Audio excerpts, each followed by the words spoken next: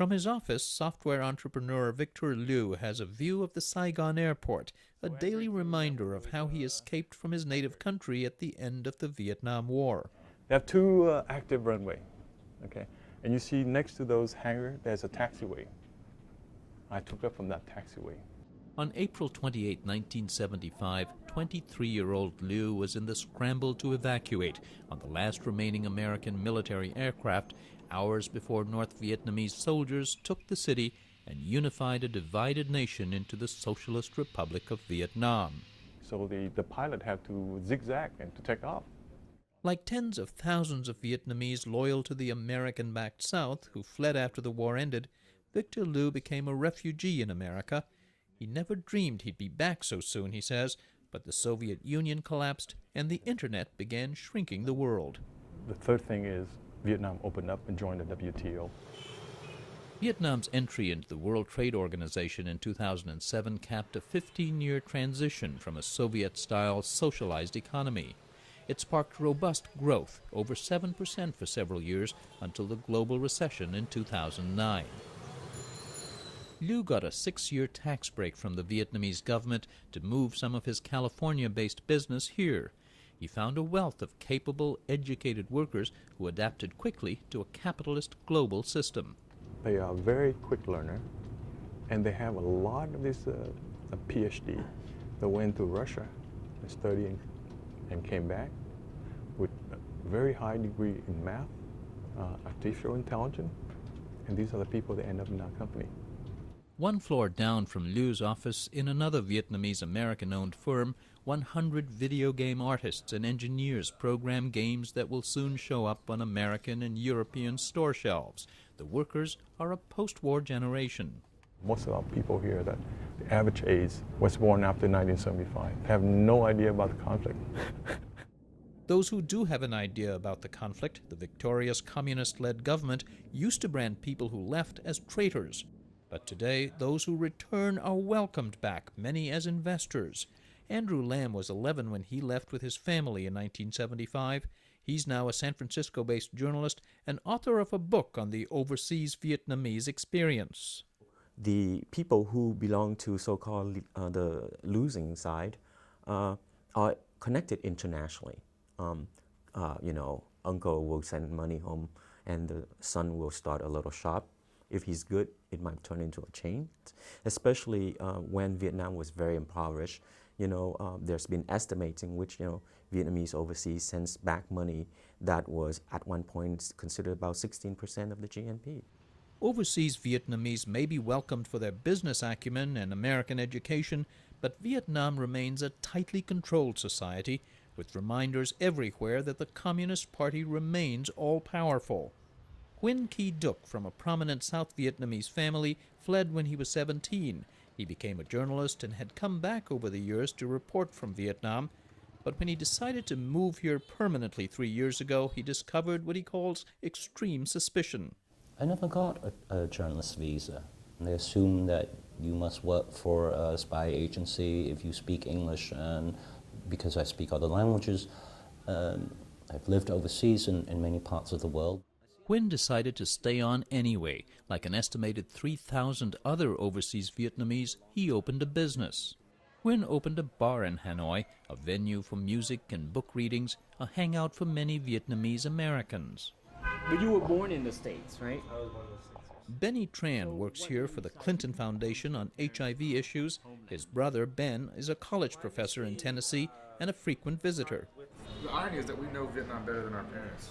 Why? Because they've been back for 35 years. We were the current Vietnam. I mean, they're actually right now as we speak, we sit here, they're on a tour of northern Vietnam. They've never been back before. They've never been outside of Saigon. My parents' generation, they just don't want to have anything to do with this regime and this government, and they always discourage their children from participating in returning. And yet I see that it's their children who return and become very active in playing a central role in changing Vietnam. Yet there's growing concern that much of the economic change, the business investment, is taking place in big cities and creating an elite increasingly removed from the rural areas where 70% of the population lives. How do the people on the countryside feel about this? There is this weird, enormous gap that if you go from the countryside, like Duke says, and go into the city, it just seems like you're traveling, you know, from third to first, and it's like two different countries. It's in those rural areas that social entrepreneur Jeep Vuong found her calling. She's trying to protect young women from being sold into prostitution. Although the poverty rate has dropped significantly to 12%, Vietnam remains a major source of women trafficked into the sex trade in Southeast Asia. Vuong started a foundation to educate women like these to make them less vulnerable to traffickers. This group is among 25 who've been housed and trained in culinary school in Ho Chi Minh City, formerly Saigon. And near Vietnam's border with Cambodia, Vuong's staff runs a shelter and provides hundreds of scholarships to keep girls in school. They also watch out for families in crisis that might be exploited. The day we visited, Vuong dropped by the home of one scholarship recipient, 14-year-old Nu Huynh, and her 6-year-old sister, Nhan, who live with their elderly grandparents. These girls' widowed mother works in a factory in the city. She's away most of the year, a common occurrence in poor rural households. Vuong is worried that these girls have been going to see their mother during the school holidays. There are lots of kidnappings there. You cannot let them go to the city. The mother, being 36, may be not at risk, but the little girl going to Saigon where the mother has no time to take care of her will be at extreme risk. Of being kidnapped and trafficked. Being kidnapped, being tricked, and trafficked. Yeah. She warned the grandparents of the dangers and is trying to find a way to bring the girl's mother home more often. Vuong raises most of the money to support her foundation in the United States, where she landed as a high school kid in 1980, fleeing Vietnam with her family on a boat. I did relatively well in school and whatnot, and I realized that few months of statelessness was enough for me to want to do something. A good student from a well-to-do family, Vuong went on to a Harvard education and a prosperous career in Silicon Valley with her husband. She considers herself American, but has a strong tug to Vietnam. I always remember my mother saying to us that we were born Vietnamese for a reason, and it's up to us to figure out what that reason is. Huynh plans to stay in Vietnam and in his own small way says he pushes for more open exchanges of political ideas, something that he says has attracted the attention of authorities. I have people coming in here ranging from the diplomatic community, ambassadors who come into here. I've had people work on human rights issues come in here, so they give me a bit of extra attention. I live with that and I don't let it bother me too much, but I think I am pushing some envelopes. I am talking about issues that are generally not talked about, like human rights, like democracy. Software entrepreneur Liu stays at arm's length from such issues, but he hears other people wondering what path Vietnam should take.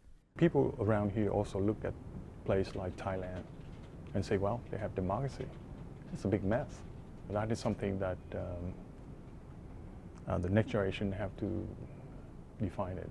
Journalist Lam worries that the only ideology being offered the new generation is that making money is what it's all about. I think that for a country that is ruled by materialism, it inevitably loses its moral compass. And Vietnam has always been a spiritual country. This is how they fought against the French, the Chinese. It's a kind of sacrifice for the greater good. And that has completely disappeared.